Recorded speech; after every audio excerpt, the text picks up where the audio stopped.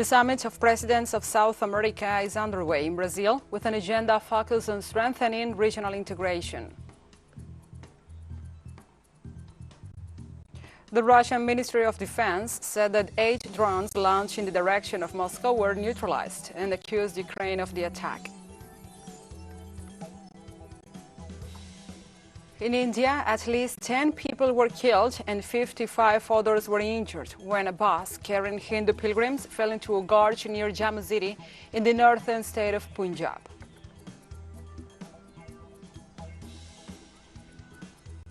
From the headquarters of TeleSUR English in Havana, Cuba, this is From the South.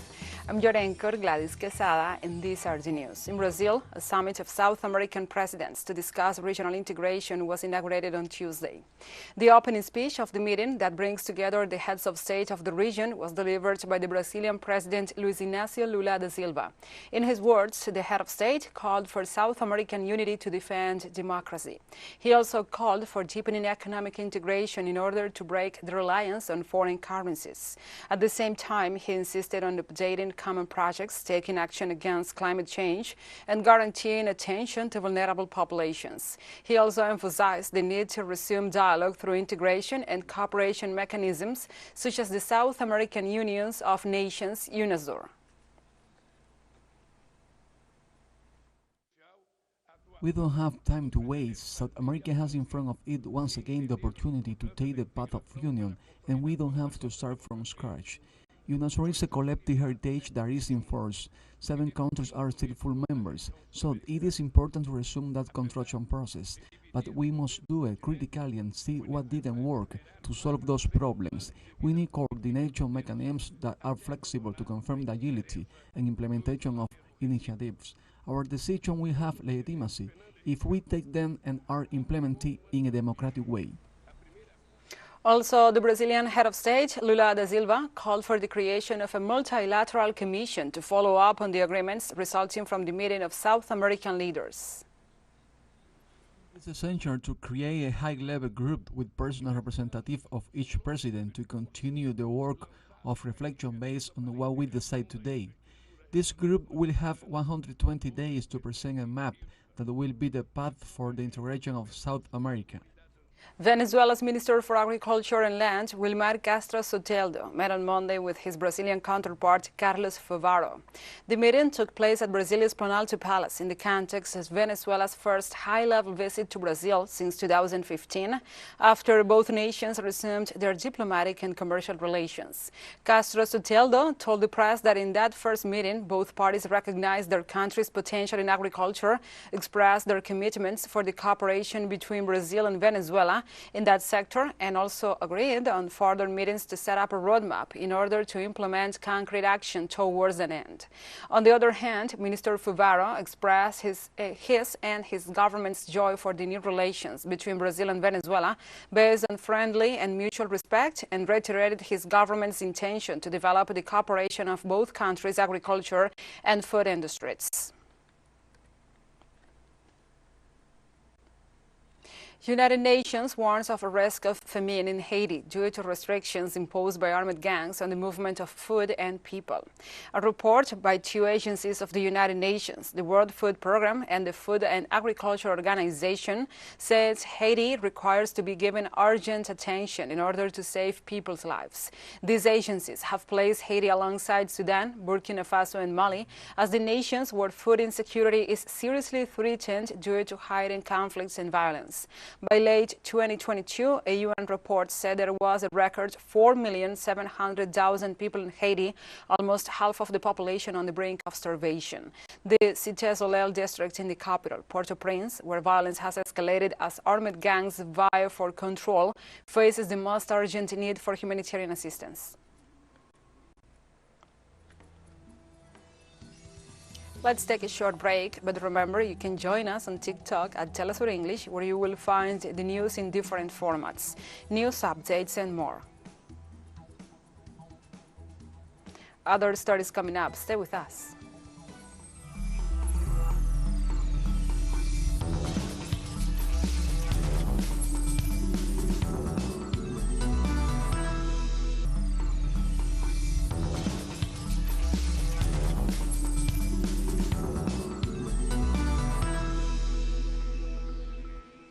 Welcome back. French unions on Monday called on employees to participate in a massive day of protest against the pension reform on June 6, aiming to denounce once again the government's desire to prevent a vote on the issue in the parliament.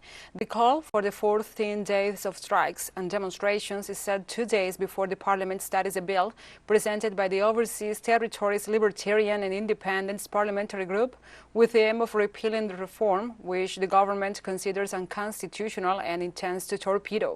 The organizers of the June 6 mobilization warned that if, once again, the government insists on forcing the situation using constitutional tricks, the indignation will only increase.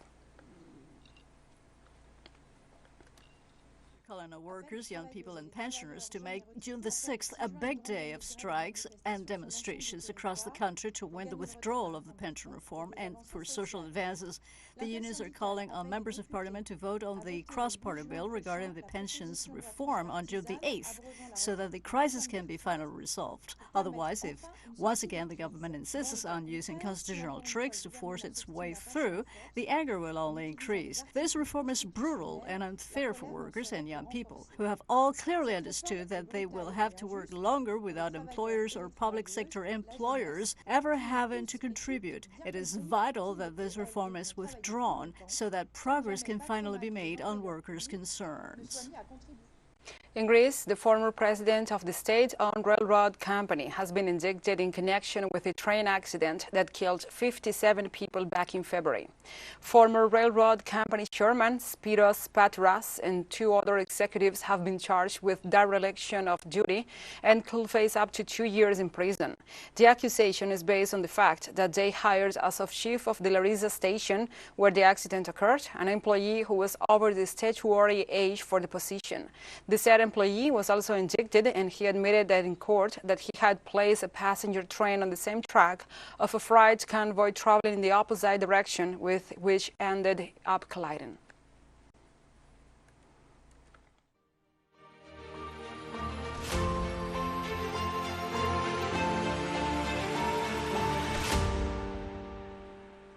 Now we move on to other topics. The Russian Ministry of Defense said on Tuesday that 8 drones launched on morning in the direction of Moscow were neutralized and accused Ukraine of the attack. In a statement, the military ministry said that Kiev had carried out a terrorist drone attack on facilities in the Russian capital. In this regard, they specified that 3 drones were diverted from their targets after the electronic warfare control was intercepted, and the other 5 were shot down by a system of missiles and Pantsir-S air cannons. Earlier, the mayor of Moscow, Sergei Sobyanin, had reported that several buildings suffered minor damage as a result of the drone attack, but there were no serious injuries. In Serbia, the president, Aleksandar Vučić, denounced NATO's intentions to cause a conflict between the country and the province of Kosovo.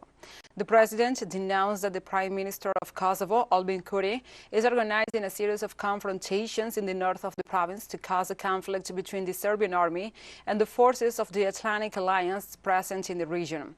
In the face of the violence, Vučić stated that Serbian authorities will patrol several localities to prevent his country's citizens from being victims of any kind of aggression or any abuse. He also called on the Serbian citizens in Kosovo to protest peacefully and stated that his government will do everything possible to maintain the peace.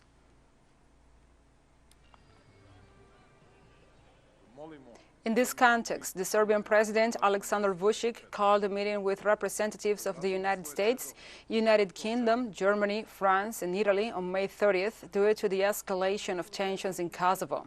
He also denounced that the recent tensions in Kosovo were organized by the separatist government of the province of Kosovo. The Serbian Minister of Defense, Milos Vučević, affirmed last Sunday the tension in Kosovo reached the maximum level and could lead to a military conflict.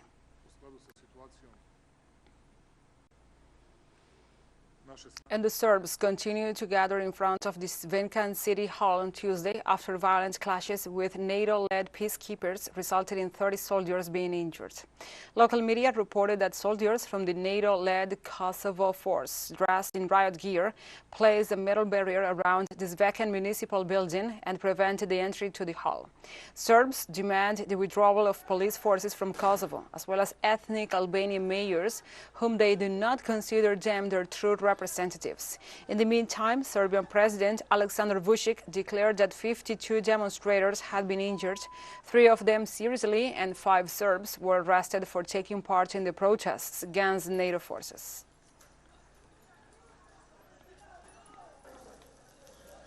On Tuesday, the government of China supported Serbia's efforts to safeguard its sovereignty and the territorial integrity following increased tensions between Serbs and the NATO troops in northern Kosovo.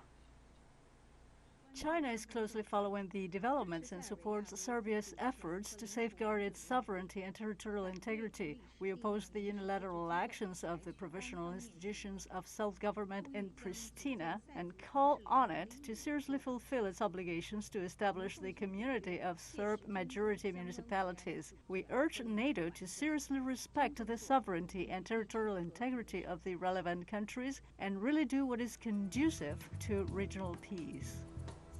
And TeleSUR English continues to grow. You can now tune in from 33 different African countries using StoreSat. Dial 461 and enjoy our Latin American alternative broadcast. One final short break and we'll be right back. Stay with us.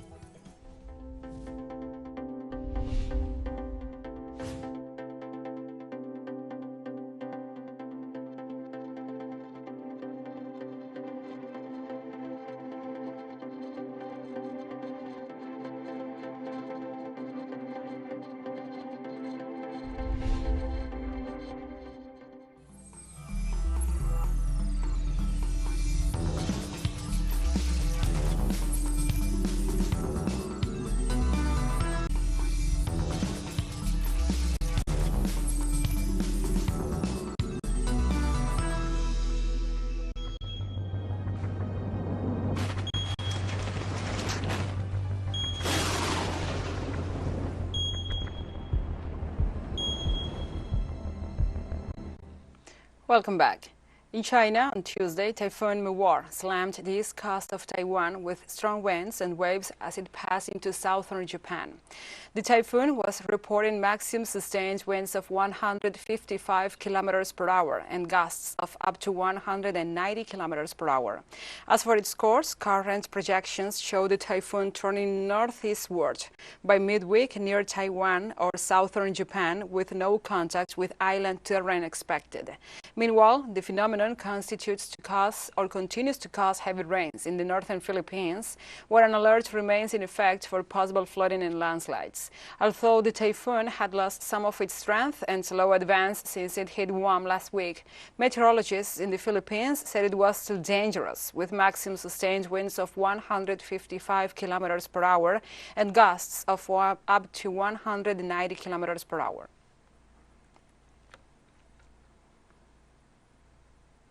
And at least 10 people were killed in India on Tuesday, and 55 others were injured when a bus carrying Hindu pilgrims to a shrine in the Kashmir area fell from a highway bridge into a gorge in the Himalayas.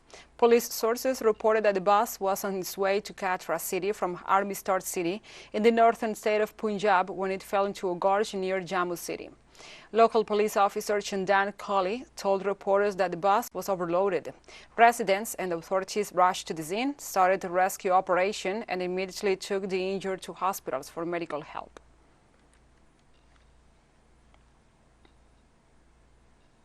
In Bahrain, hundreds of citizens took to the streets in repudiation of the execution of 2 compatriots in Saudi Arabia.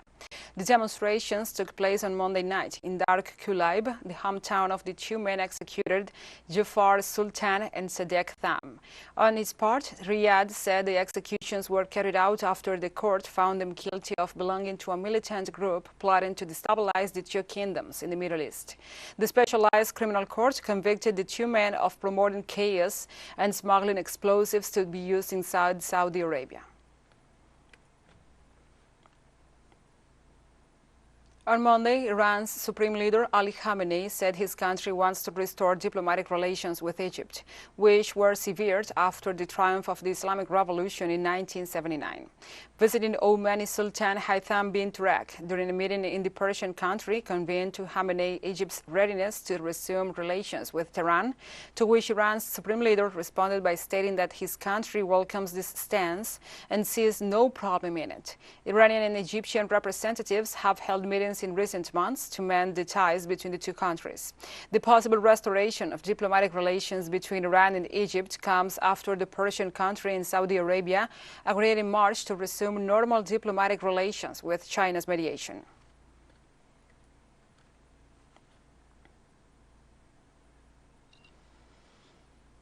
In Senegal, the leader of the opposition, Ousmane Sonko, denounced on Tuesday that he was being illegally held by security forces and urged the population to take to the streets to protest against the government of President Macky Sall.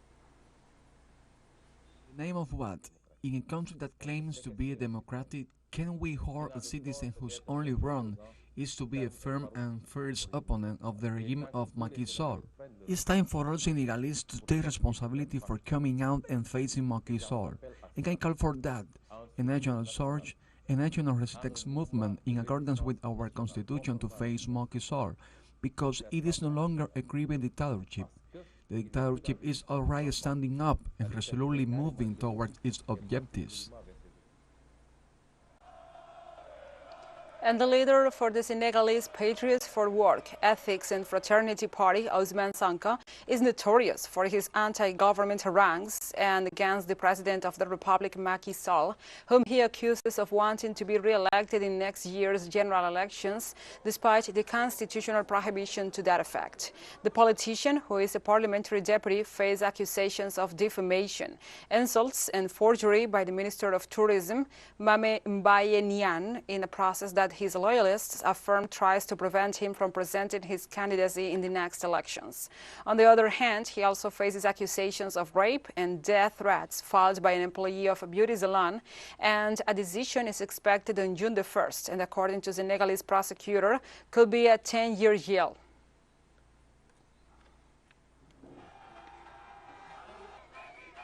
And on Tuesday, the Russian Foreign Minister Sergei Lavrov arrived at Melchior Ndadaye International Airport in Bujumbura, Burundi's economic capital, an African youth capital, accompanied by a 25-member delegation. Albert Shingiro, the Minister of Foreign Affairs and the Development Cooperation of Burundi, received his Russian counterpart in a visit aimed at exchanging and deepening the ties of friendship, solidarity, and fraternity between their governments and peoples. Shingiro indicated that they are looking to the future to see how to further diversify the areas of cooperation, and also said that they are currently preparing cooperation agreements to be signed in Moscow at the Russian-African Summit to be held in July 2023. Shingiro concluded that the agreements of common interest focus on education, health, energy, civil service, justice, but also on the use of nuclear energy for peaceful and civilian purposes. We have come to the end of this news brief, but remember you can find this and many other stories on our website at telesurenglish.net. And also, if you feel so inclined, please join us on social media for all the latest news. We are on Facebook, Twitter, Instagram, Telegram, and TikTok. For TeleSUR English, I'm your anchor, Gladys Quesada. Thank you for watching.